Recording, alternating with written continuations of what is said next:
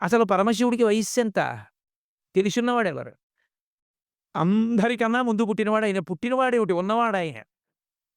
అన్నీ వెళ్ళిపోయిన తర్వాత అన్నీ తనలోకి తీసుకొని ఉండిపోయేవాడాయన.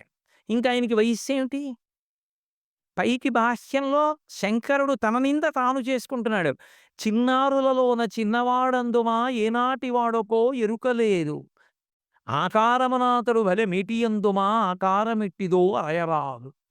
పోనీ అంతెత్తుంటారండి. చాలా బావుంటారండి. అందామా? అసలాయన ఆకారం ఏమిటో లోకంలో తెలిసినవాడు లేడు. 63 లీలామూర్తులు. అరూపరూపి లింగస్వరూపం.